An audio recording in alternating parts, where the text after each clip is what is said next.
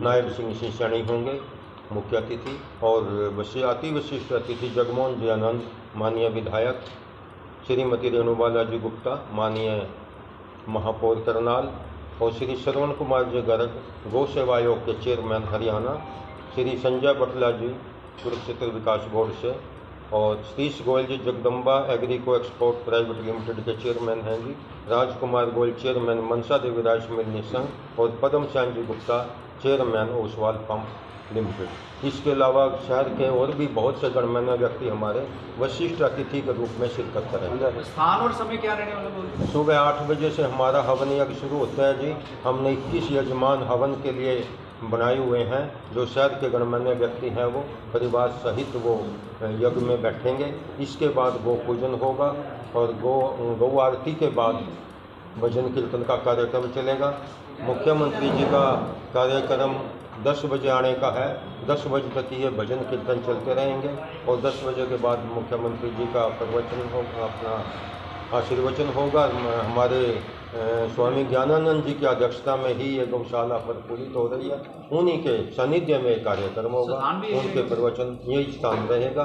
साथ में ये आप देख रहे हैं यहाँ पर हमें 3000 लोगों के भोजन प्रसाद की व्यवस्था की हुई है, जो साथ में लगा हुआ अलग से पंडाल से बाहर है, और यहाँ बैठने की व्यवस्था एक पंडाल में रखी हुई है। ज्ञानानंद महाराज जी भी पहुंचेंगे? ज्ञानानंद महाराज जी की अध्यक्षता में कार्यक्रम होता है, रब की बार भी आएंगे। इसके अलावा हमें शंकराचार्य जी भानुपीठाधीश्वर उनका भी हमें सानिध्य मिलेगा। इससे पहले शोभा यात्रा निकलेगी?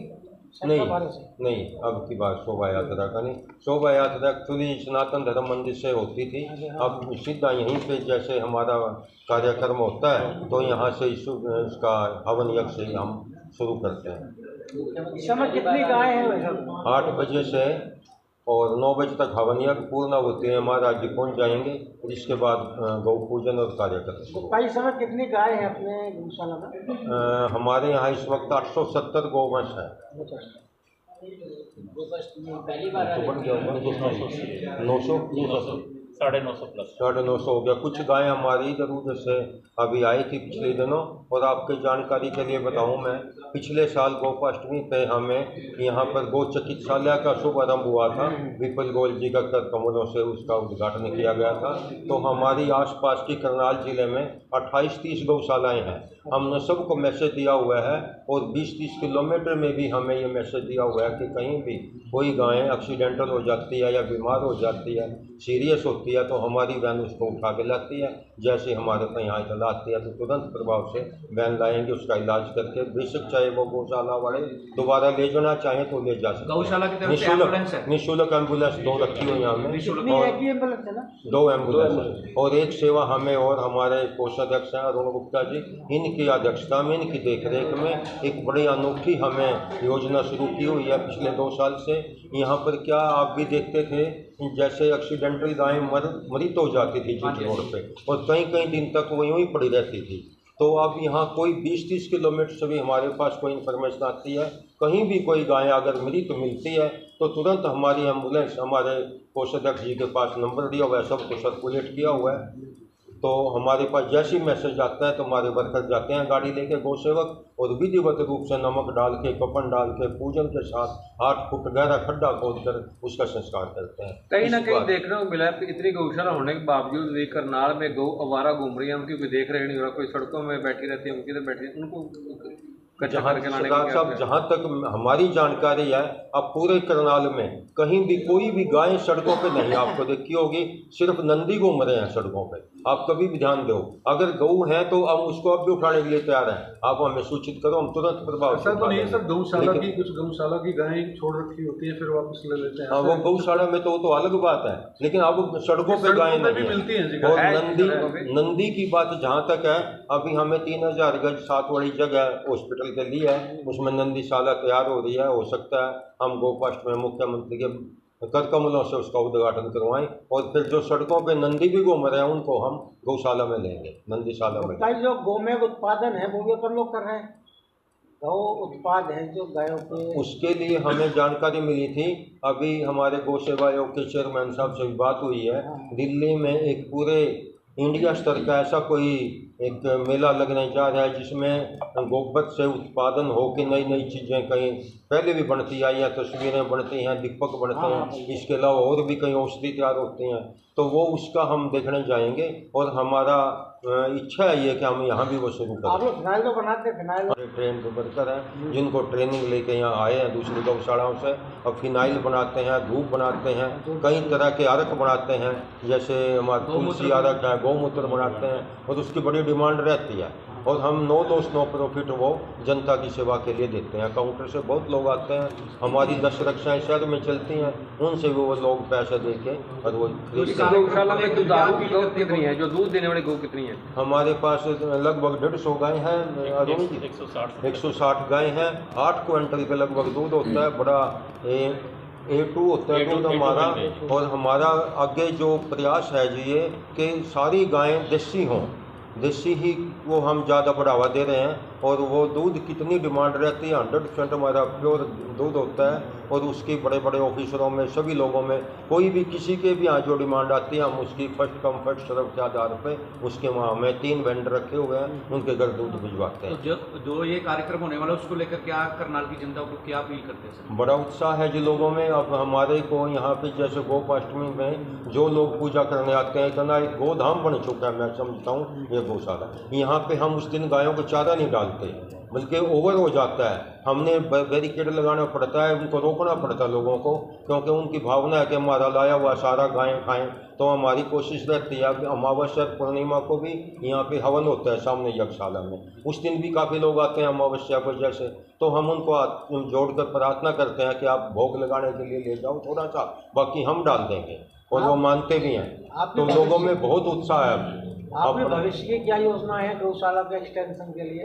अब पहली बात तो इसको जैसे नंदीशाला का उद्घाटन अब है, इस हॉस्पिटल को आप देखेंगे आज के जरूरत के हिसाब से आसपास में ऐसा हॉस्पिटल अब नहीं है, लेकिन हम लोग फिर भी संतुष्ट नहीं हैं। हम इसको एक अच्छा रूप देना चाहते हैं PGI की तरह से। अब भी हमारे 8-10 यहाँ पे परमानेंट क्वालिफाइड डॉक्टर हैं जो दिन रात गौओं की सेवा में रहते हैं और बड़े ट्रेंड हैं वो, तो हम इसको और भी ज़्यादा बढ़ाना चाहते हैं। हालांकि हमने ऑपरेशन थिएटर, एक्सरे रूम और रिकवरी रूम काफ़ी बना चुके हैं हम, लेकिन मैं समझता हूँ जैसे जैसे डिमांड शुरू होगी आसपास की गौशाला से हो या जो भी, हम इसको और भी अच्छा रूप देने का प्रयास करेंगे। इसके बाद हमारा प्रोजेक्ट ये है कि साथ में आपने मंदिर देखा है जो ये मतलब छोटे रूप में है, इन लोगों की आस्था है यहाँ पे रोजाना शाम को डेली कीर्तन होता है, और कोई ऐसा त्यौहार नहीं जो यहाँ श्री कृष्ण गौशाला में ना मनाया जाता हो। तो इसको देखते हुए हमें जैसे श्रद्धालु आते हैं उसकी थोड़ी जगह रहती है, जगह कम पड़ती है। ये सत्संग आलम है जिसमें आप बैठे हैं, इसी पर्पज से बनाया हुआ। काफी डिमांड रखी जाएगी मुख्यमंत्री जी की आगे? नहीं, उसके लिए हम डिमांड नहीं रखेंगे। मंदिर अपने तरीके से हम गोपाष्टमी के बाद शुरू करेंगे, बड़ा करेंगे इसको। ये हमारा अगला प्रोजेक्ट है। आज हमारे प्रधान जी किसी कारणवश नहीं आए, लेकिन ये निश्चय किया हुआ है कि इस प्रकार की मतलब हम अगला स्टेप हमारा मंदिर का जीर्णोद्धार होगा। और जहाँ तक मुख्यमंत्री की डिमांड की बात है, वो मतलब अभी चेयरमैन साहब से बात हुई भी क्या डिमांड रहेगी आपकी। हमें बाकी तो यहाँ पे व्यवस्था ठीक है, जगह की कमी पड़ती है। हम ये चाहेंगे कि हमें 10-20 किले किसी गांव में चारे के लिए उपलब्ध हो, और आने वाले टाइम में अगर कोई एक्सटेंशन दूसरी ब्रांच बनानी पड़ी तो वो भी हमारे सुलभ हो सके। हमारा ये प्रयास रहेगा मुख्यमंत्री जी के सामने परसों, या हम अपने डिमांड रखेंगे। अभी गौ अभ्यारण्य भी तो बन रहा है यहाँ पे करनाल में। क्या जी? गौ अभ्यारण्य भी तो बन रहा है इधर गुप्ता जी की जमीन के पास में, गुप्ता जी की। हाँ, ऐसा बता रहे थे, लेकिन हमारे नॉलेज में नहीं आया कि अभी फाइनल हुआ है। वो ऐसा बता रहे थे कि इस एरिया में काछवा रोड पे कोई ऐसा प्रपोजल है, ऐसी प्रपोजल है। और बाबूजी कुछ कहना? हमारे कार्यकारी अध्यक्ष हैं हम डॉक्टर S.K. गोयल जी। हाँ जी सर। जैसा गुप्ता जी ने भी बताया, प्रत्येक वर्ष की तरह कार्तिक मास के शुक्ल पक्ष की अष्टमी को जो अष्टमी का सेलिब्रेशन करने जा रहे हैं, और इसका मकसद जो हमारा गोपाष्टमी को सेलिब्रेट करने का है, जो यहाँ पर 2000, 2500, 3000 लोग आएंगे, उनको इस बात के लिए प्रेरित करना। जैसे कि आपने अभी क्वेश्चन पूछा कि भाई सड़कों के ऊपर जो है गौएं आज भी घूम रही हैं, लेकिन अब उसका सिर्फ ये है कि लोगों में एक प्रेरित होकर के वो कोशिश करते हैं कि हमें फ़ोन करते हैं या और किसी गौशाला में फ़ोन करते हैं, और जिसके बाद वो सारी गौएं जो है गौशाला में लगभग पहुंच चुकी हैं। अभी जो नंदी की बात की है कि वो सड़कों पे घूमते हैं, क्योंकि लोगों का क्या ट्रेंड बन चुका है कि जैसे दूध पीना बछड़ों ने बंद किया, नंदी ने बंद किया, तुरंत उसको सड़क पे छोड़ देते हैं, क्योंकि पहले उसका बैल के रूप में और दूसरे तरह से यूज़ जो है हो जाता था, लेकिन आज वो यूज़ ख़त्म हो चुका है। निधि के तौर पर बन करके, और समस्त जितनी गौशालाएं हैं उनकी जिम्मेदारी भी आपके पास है। आज यहाँ करनाल पहुँचे हैं तो आपका पुनः स्वागत। आप क्या कहना चाहेंगे इस सारे कार्यक्रम के बारे में? मैं सभी को पहले तो गोपाष्टमी की बहुत बहुत बधाई देता हूँ, क्योंकि ये त्योहारों के दिन हमारे, कभी धनतेरस है, कभी दीपावली है, कभी गोवर्धन पूजा है, कभी गोपाष्टमी है, तो अभी त्योहारों के उसमें हम चले हुए हैं सभी, पूरा समाज, और मैं सभी त्योहारों की भी बधाई दे रहा हूँ आपको। और गोपाष्टमी के इस त्यौहार के लिए मुख्यमंत्री जी आमतौर पे, माननीय मनोहर लाल जी मुख्यमंत्री थे जब, माननीय नायब सिंह सैनी अब मुख्यमंत्री आई ये, तो ये गौशाला के प्रति, गौ माता के प्रति बहुत चिंतित हैं और लगातार प्रयासरत है कि भाई कैसे कैसे गौ माता की सेवा हो, सुरक्षा हो, व्यवस्था हो, और उसके लिए आयोग के नाते, गौ सेवा आयोग के नाते मेरे पास जिम्मेवारी है, तो मैं भी उस जिम्मेवारी का कोशिश करता हूँ कि सफलतापूर्वक निर्वहन हो। पशुपालन विभाग का सहयोग, समाज का सहयोग, गौशालाओं का सहयोग और सरकार का सहयोग, ये सब मिलकर कार्य कर रहे हैं और उसके परिणाम भी हरियाणा में दिखाई दे रहे हैं। गरज साहब, जैसे कि आपने ये सारी बात बताई है, तो एक सवाल उभरता है स्वाभाविक कि आज से कई वर्ष पूर्व पहले बड़ा एक सुरबुराहट से हुई थी कि गौ हत्या को लेकर के जो है कानून बनाया जाए, वो कानून भी बन गया है, लेकिन उस पर पूरी तरह से जो है अमली जामा नहीं उसमें बनाया जा रहा। उसके बारे में क्या कहेंगे आप? हरियाणा के अंदर, देश के अंदर सबसे सख्त कानून है 2015 गौ संरक्षण और संवर्धन कानून, जिसके अंदर 10 वर्ष तक की जेल, 1 लाख रुपए तक का जुर्माना है, 7 लाख की भी है, 7 साल की भी जेल है, 5 साल की भी है जैसा अपराध, और उसको देख के और स्टेटों ने भी बनाया और उसके आधार पर फैसले भी आने शुरू हो गए। अगर मैं बात करता हूँ, कल ही मैं देख रहा था हरियाणा के अंदर 54 जो है दोषी ठहरा दिए गए, कोर्ट में केस हुआ, लगभग 400-500 लोगों पे केस दर्ज हुआ है, और उसके बाद काफ़ी गिरफ्तारी हुई हैं। गिरफ्तारी होने के पश्चात में और वो दोषी भी ठहराए गए। 2015 एक्ट के रूल के अनुसार भी 1860 का जो कानून है उसके अंतर्गत भी, तो ये अपना प्रक्रिया शुरू हो गई, पहले ये नियम नहीं थे। दूसरी बात, जो गौ हत्या करेगा, क्रूरता करेगा, उसके लिए हम बख्शेंगे नहीं, उस नियम पे हम लगे हुए हैं। जो आप देखते हो कि गौ तस्करों से गाड़ी पकड़ी,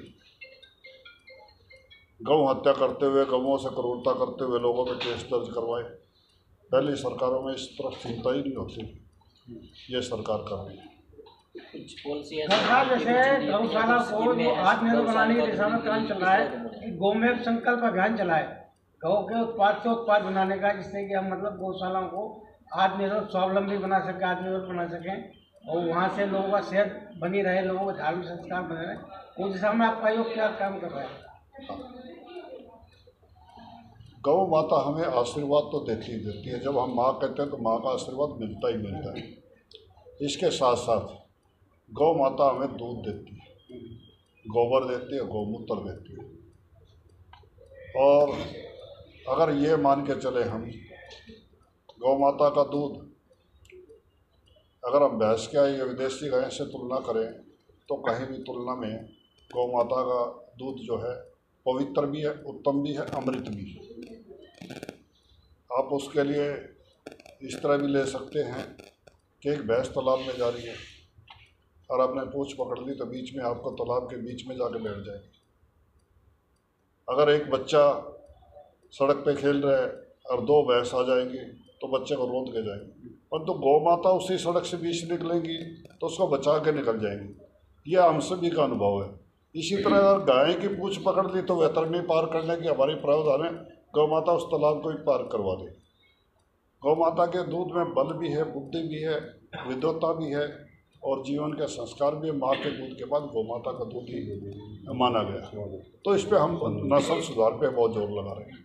गर्ग साहब, एक सवाल हो रहा है कि जैसे कि गौशालाओं के अंदर हमारी गौ माता का गौमूत्र है, गोबर है, तो उनसे संबंधित कई ऐसे प्रोडक्ट मार्केट के अंदर आ रहे हैं जो प्राइवेट कंपनियां बना रही हैं। तो गौशालाओं के अंदर भी कई जगह मैंने देखा है, जैसे यहाँ भी है, एक वो धूप आती है और इस प्रकार के और भी कई सारे प्रोडक्ट हैं। तो क्या इनको कॉपीराइट के तहत कई दिक्कत भी आ रही है?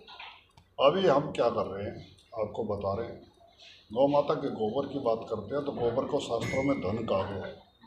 गोबर में लक्ष्मी जी का वास होता है। केवल हमारे शास्त्र झूठे तो नहीं हो सकते। तो लोगों ने प्रयास किया तो गोबर के अंदर सोने की मात्रा भी पाई। अगर गोबर से बात करें तो हमने प्रयास किया कि गोबर से पेंट बनवाया है। और आपके जानकारी के लिए फरीदाबाद में फैक्ट्री लग गई है, गोबर से DAP बनवाया है, प्रोम फॉस्फेट रिच ऑर्गेनिक मैन्योर।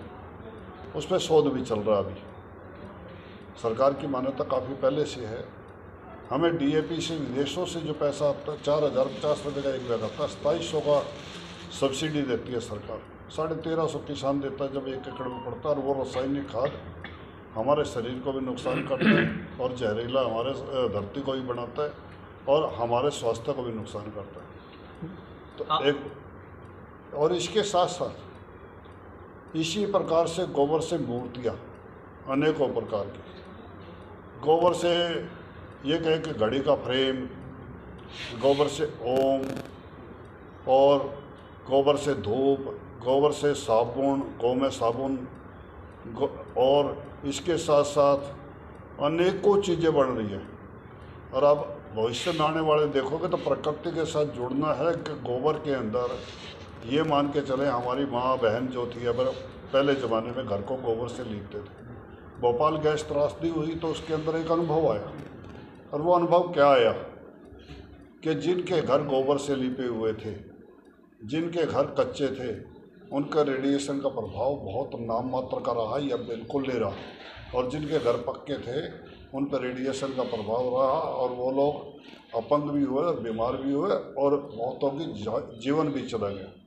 तो ये गोबर का प्रभाव है। इसी तरह गौमूत्र से हमने गोनाइल बढ़ाई है। IIT रुड़की की रिपोर्ट है मेरे पास। 99.99% बैक्टीरिया वायरस केवल 30 सेकंड में ख़त्म करती है, और उसके साथ 3 दिन बाद 76% रिजल्ट उसका है। अब सैनिटाइजर के रूप में यूज़ कर सकते हैं। उसने अपनी रिपोर्ट में डॉक्टर शैली तोमर ने स्वयं लिखा है। जब हमारे गोबर और गौमूत्र में इतने गुण हैं तो गौमाता में कितने गुण होंगे। तो उसको हम आगे बढ़ाने के लिए लगातार प्रयास कर रहे हैं और लगातार उसका प्रभाव समाज में दिखाई दे रहा है। और इसके लिए माननीय मुख्यमंत्री जी गोपाष्टमी के दिन परसों यहाँ करनाल में राज्य स्तरीय कार्यक्रम में आ रहे हैं। तो निश्चित रूप से गौ भगत सरकार है, गौ भगत समाज है, सभी मिलकर काम करें। और गौ भगत पत्रकार बंधु हैं, हम सब मिलकर काम करेंगे तो निश्चित रूप से रिजल्ट अच्छे आएगा। गौशाला को अच्छा और बनाने के लिए सरकार की पॉलिसी क्या है? किस तरह का बजट बनाया? सरकार की ओर से काफ़ी योजनाएं चालू की हमने। गाय जो है, जिस भी गौशाला में, जो हरियाणा के अंदर रजिस्टर्ड गौशाला है, 25 रुपये नंदी के लिए, 20 रुपये गाय के लिए, 10 रुपये बछड़ा बछड़ी के लिए प्रतिदिन प्रति गौवंश के आधार पे हमने तय कर दिया और गौशाला में नियमित आ रहा है। अभी 88,58,55,480 रुपया पिछले महीने गौशाला को चेक द्वारा दिया गया है। हरियाणा की कोई गौशाला ये नहीं कह सकती कि मेरे पैसे नहीं आए। और वो भी पोर्टल के माध्यम से। डिपार्टमेंट के डॉक्टर्स बैठे हैं मेरे पास, SDO हैं, हमारे वेटरी सर्जन हैं, इनके माध्यम से रिपोर्ट बढ़ के जाती है पोर्टल के माध्यम से। उसको वेरीफाई करवाते हैं, गिनती करवाते हैं और उसके पश्चात उसको रिकमेंड गौ सेवा योग करता है और चेक बनवा के गौशालाओं को पैसे देते हैं। इसी प्रकार से गौशाला होने के बावजूद भी चाहे नंदीशाला की बात करें, शाम के समय अक्सर देखा जाता है कि सड़कों पर नंदी हो या गौएं हो, वो सड़कों पर नजर आते हैं जो हादसे का कारण बनती हैं। बिल्कुल बिल्कुल। मैं कुछ योजनाओं की बात कर रहा हूँ, पहले उन योजनाओं की बात करता हूँ, फिर आपका विषय लेता हूँ। बिजली का बिल हमने गौशाला को 2 रुपये यूनिट करा दिया। गौशाला ज़मीन खरीदती है तो रजिस्ट्री खर्चा 0% करा दिया। ग्रामीण क्षेत्र की गौशालाओं को मनरेगा से जुड़वा दिया हमने, और उसमें शेड बनवा सकते हैं, खोर बनवा सकते हैं, खेड़ बनवा सकते हैं, चार दीवारी बना सकते हैं, फर्श बनवा सकते हैं, नाली बनवा सकते हैं, काफ़ी चीज़ें करवा सकते हैं। मनरेगा भी उसमें सहायता करेगा। इसी प्रकार से गौशालाओं के अंदर काफ़ी प्रोडक्ट भी बनवाने हमने शुरू कर दिए हैं। काफ़ी गौशालाएँ अच्छा कर रही है, जैसे यहाँ भी फिनाइल भी बन रही है, गोबर से कहीं और चीज़ें भी बन रही हैं, दो बन रही है, गौमूत्र आरक बन रहा है, ये चीज़ें बढ़ रही हैं। और जहाँ तक बेसहारा गौवंश का हमारी बहन ने जिक्र किया है, तो बेसहारा गौवंश करनाल के अंदर ही बात करता हूँ। आज से 4 साल पहले कितना था, 10 साल पहले कितना था और आज कितना है, मात्रा काफ़ी कम हुई होगी, काफ़ी कम। और हमारा संकल्प है कि देश का पहला राज्य हरियाणा होगा जिसकी सड़क पे एक भी गौवंश नहीं होगा। कब तक? हाँ, इसके लिए मैं 31 मार्च की डेडलाइन रखता हूँ, यह 31 मार्च जो आएगी, क्योंकि जैसे मनुष्य को घर चाहिए रहने के लिए और सारी व्यवस्था चाहिए, बिजली चाहिए, पानी चाहिए, खाने के लिए भोजन चाहिए, वो सब व्यवस्था करके तब हम गौशाला में देते हैं। अगर वैसे हम भर देंगे तो निश्चित रूप से उनका जीवन सुरक्षित नहीं बचेगा। गर्ग साहब, आपने अभी जिक्र करा था गौशालाएं जो हैं हरियाणा के अंदर कई गौशालाओं को रजिस्टर्ड करवा दिया गया है, तो मैं आपसे ये जानकारी लेना चाहूँगा अपने दर्शकों के लिए कि हरियाणा में कितनी गौशाला हैं और उनमें से कितनी जो हैं आपके माध्यम से जो है रजिस्टर्ड हो चुकी है? हरियाणा के इस समय गौशाला 750 के आसपास, 691 गौशाला मेरे पास रजिस्टर्ड है, 4 लाख के करीब गौवंश है उसके अंदर, और सभी की हमने टैगिंग करवाई है। डिपार्टमेंट ने ही टैगिंग की है उसकी, और व्यवस्था गिनती की व्यवस्था भी इनकी लगातार चलती है। अब दोबारा भी गिनती चल रही है गौशालाओं में। बाकी तो नगण्य हुई। हाँ, और जिस समय हुड्डा जी की सरकार थी, कांग्रेस की सरकार थी, 215 गौशालाएँ थी और 1,75,000 गौवंश था और 2 करोड़ का बजट था। मुख्यमंत्री मनोहर लाल जी ने 5 करोड़ का किया, 5 से 10 का किया, 10 से 20 का किया, 20 से 40 का किया, 40 से 400 का किया, और उसके बाद 510 करोड़ का किया, उसके बाद 595 करोड़ का नायब सिंह जी सैनी जी की सरकार ने किया। और गौशाला में प्रॉपर रूप से, व्यवस्थित रूप से हम एक एक योजना को आगे ला रहे हैं और बढ़ा रहे हैं, और निश्चित रूप से एक दिन ऐसा होगा, गौ माँ है और गाय को रखने वाले देने वाले होंगे, लेने वाले नहीं होंगे। हम ये है कि गौ माता के लिए संवर्धन पे, संरक्षण पे, सभी चीज़ों पे जोर दे रहे हैं और उसको आगे बढ़ाएं। नंदीग्राम काफ़ी सड़कों पे घूमते हैं, उनके लिए किस तरह? हाँ, उनके लिए हमने योजना बढ़ाई है। अभी तक हमारे नगर निगम, नगर परिषद, नगर पालिका, ये सब उसको देखते थे, गौवंश को सड़क से उठाने का। हमने गौ सेवा आयोग को और जोड़ दिया इसमें। गौ सेवा के चेयरमैन होने के नाते आपसे एक अहम सवाल है कि अभी हाल ही में एक ताज़ा मामला है, एक व्यक्ति की गाय को जो गौ सेवक है वो गाड़ी में ले जाते हैं, लेकिन जब वो व्यक्ति उस गौशाला में जाता है तो प्रधान के द्वारा उसे साफ तौर पर मना कर दिया जाता है। वो व्यक्ति जगह जगह गुहार लगा रहा है कि उसे उसकी गाय वापस दे दी जाए। तो आप आज करनाल पहुँचे तो संज्ञान में लेंगे इस विषय को? आप दोबारा बताइए इसके बारे में। दोबारा क्वेश्चन पूछिए। आपने कहा